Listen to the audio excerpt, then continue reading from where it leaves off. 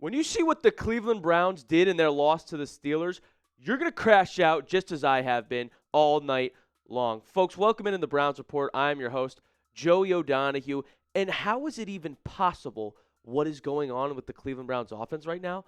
I'm going to show you. We're going to dive into some things that's going to make you go, wow, I am just in shock at what I'm seeing. But first, can we just get in the comments and just say F Pittsburgh? Just comment F. F the Squealers. Gosh, I wanted to beat them so bad in Pittsburgh.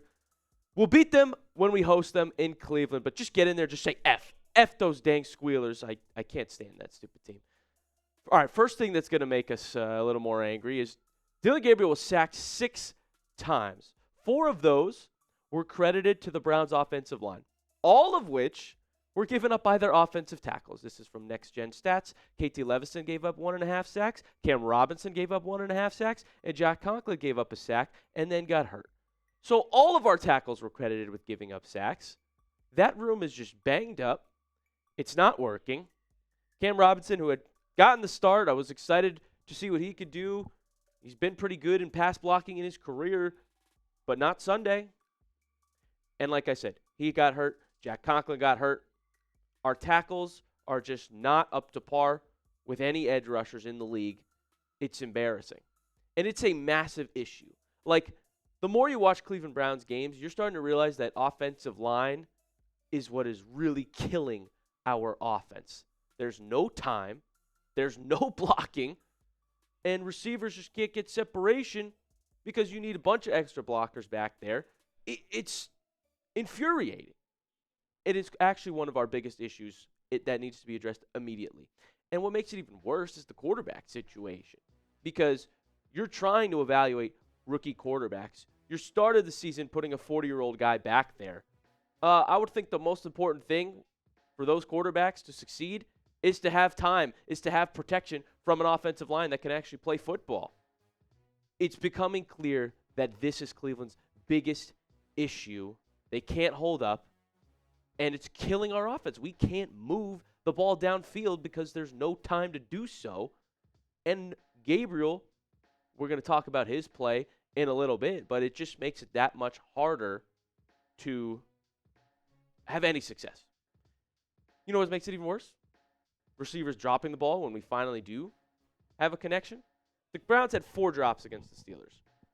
That is their most in any game. 2, David Njoku. 1, Harold Fannin Jr., and 1 for Jeudy, who's already had multiple drops this season, leading to Cleveland being second most in the NFL entering Week 6 in terms of drop passes.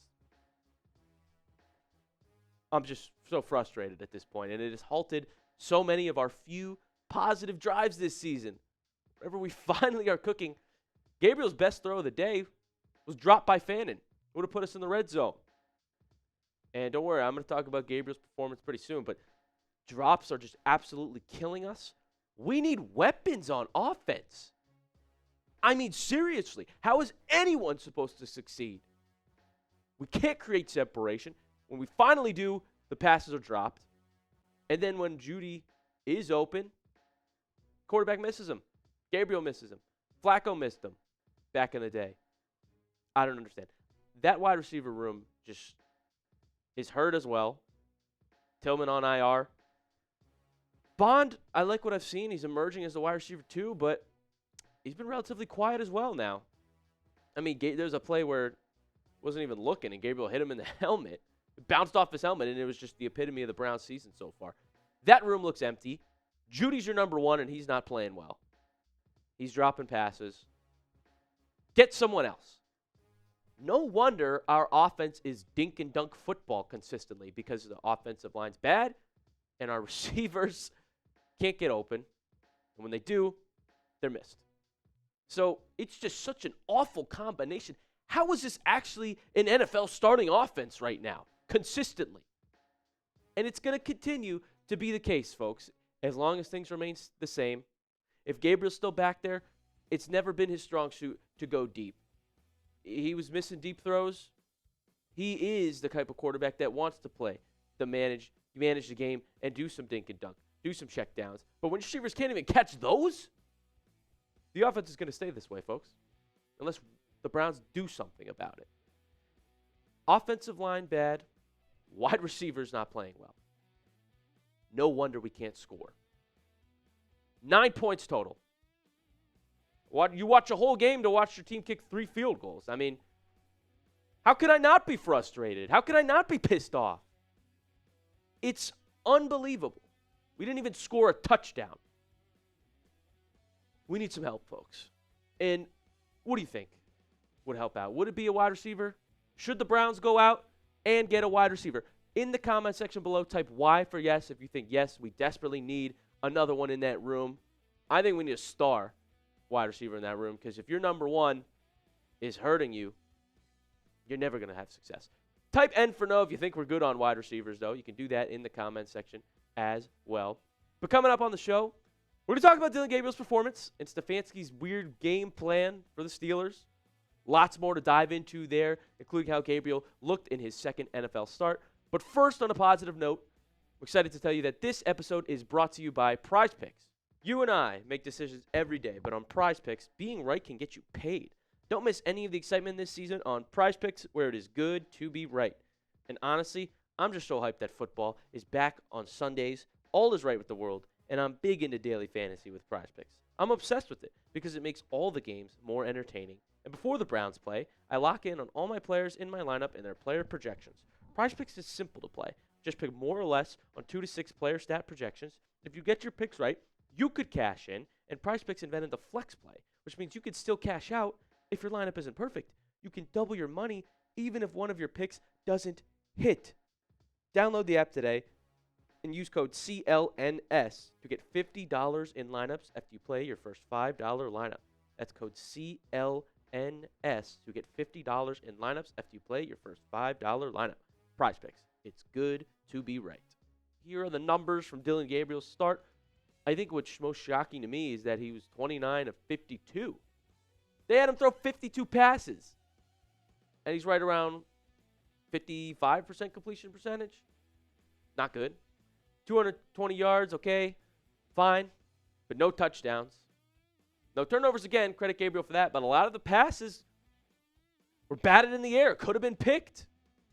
Some dangerous throws I saw from Gabriel as well. You know, I mean, he's still getting his feet wet. This is a second start, but you got to call it how you see it. It wasn't special. But what is Kevin Stefanski's thought process in having your rookie go out there and throw it 52 times against the Steelers' defense? Passing is not the bright spot of our offense. That is not how we've had success this year. Our only bright spot has been Quinshon Judkins running the football, and he only got 12 carries. I also beg the question now, well, what was this then? Was this an evaluation game? I mean, it did not feel like that's a game plan to win. Have Gabriel throw 52 times. Are you not trying to win? You just want to see what we got in Gabriel? Go ahead, throw 50 passes against the Steelers defense like it's practice. It's not a recipe for success. And I think that literally is a valid question. Like, are we trying to win? What is going on? Also, our run blocking is better than our pass blocking. So why throw 52 times when we actually hold up in the run game, but not in the pass game? And I get it. The Steelers played the run. They knew that they had to game plan around Quinshon Judkins, not so much around the pass game. They would say, hey, Gabriel, you beat us. Make Gabriel beat you. I get all that. But can we score a touchdown? Judkins getting 12 carries as part of our script. That's losing football. And it was a close game for a while. No excuse not to be running the ball. Unbelievable. It's 2025. Every team in the NFL scores 20 points. They made the league so that there's higher scoring offense, so more people would watch, and we are unwatchable. Every team can do this feat. We haven't scored 20 points yet this season. When is it going to happen? More on Dillon Gabriel's performance. It's not just something we're saying when we say he can't throw it deep. It's the numbers. It's the eye test. He completed 4 of 15 passes that were thrown 10-plus air yards downfield. Last week, 3 of 10 on passes, 10-plus air yards downfield. Folks, if you don't know, they say first and 10 because it's 10 yards to get a first down. And we can't complete passes 10 yards downfield. Look, he's been fine. He's not moving the ball either, though. He's not. He's inaccurate downfield. I don't understand how this offense will ever work with every single person that's on it. The O-line that's there, the quarterbacks we've seen, and the receiving core. And I was super excited about our tight ends, by the way, Fannin and Njoku, and now Fannin's dropping passes. It's unheard of for him. So when Gabriel finally does connect, our wide receivers drop the ball. When he finally puts it on the money, doesn't matter. No one's in sync. This was the case when Flacco started. This is the case when Gabriel's starting now. It's frustrating, folks. Let's sum this up. The Browns' offense, as a whole, I mean, how is this actually possible? How is this the case for an NFL starting offense? The coach can't game plan well. The past 2 weeks has just been awful. A dumpster fire of a plan. Gabriel can't throw the ball deep, so now you're limited to short routes, check downs, outs, ins, mesh concepts, which, okay, fine. But again, they averaged 6 air yards per attempt this week. Last week it was 5.5. I just wrote O-line sucks because that's what it is. I show you the advanced metrics. I show you the numbers. It's bad, and now it's injured. So it's backups to guys that are playing bad. I mean, you can't get worse than that. And finally, offensive weapons, just dropping passes, as I said. Whether it's Jeudy, whether it's tight ends, no one's gelling. The last thing I'll say as to what has cost the Cleveland Browns, it just adds on to everything, makes it even worse. Penalties and dumb mistakes. It's not often we get big plays. So when you have a penalty that calls it back, it's a backbreaker. Happened on a Judkins touchdown run last week. This week, I think the worst of them all actually happened when the defense forced a 3-and-out, and then we run straight into the punter. Penalty gave the Steelers a first down. They then scored a touchdown on that drive. We're hurting ourselves.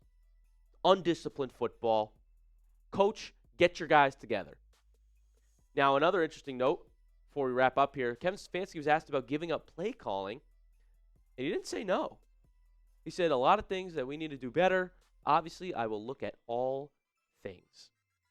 I think it might be a good idea because Stefanski's play calling has been just chastised across social media with Browns fans, and it's not looking good. 2nd and 17, they ran the ball last week in a close game. I don't understand it, Stefanski. So maybe you should give it up. You got so much else to focus on too. Like I don't think play calling should be added to your plate. It's one of the most important responsibilities of the game. It can't just be something you add on. No, designate someone to actually call the plays and have it work. Maybe Tommy Rees. I don't know, but I don't think it'd be a bad thing at this point if you don't want to lose your job. Because that's the other alternative, Stefanski, is eventually the Browns are going to let you go. So do something, switch it up. Might not be a bad idea to give up the play calling and focus on other areas of improvement, Stefanski. What do you think, Browns fans? What is the biggest issue in Cleveland right now? I gave you a lot. They're all offense related. What is the biggest issue, if you had to point to one, for the Cleveland Browns right now? Comment below what you think that is. I'm here for it. I want to see what the Browns fans think. I gave you my thoughts. Folks, thank you so much for bearing with me here and tuning in to this edition of the Browns Report on this Monday morning. If you're watching right now, you really are a diehard Browns fan, just like me, and I appreciate that about you. Our loyalty, our diehard fandom, it never goes away. We're here, folks. We're here. We're in it together. So subscribe if you want to be a part of the Browns Report family and get constant Cleveland Browns news, updates, and analysis we share in this season together. Thank you so much for tuning in, and we'll see you next time on the Browns Report.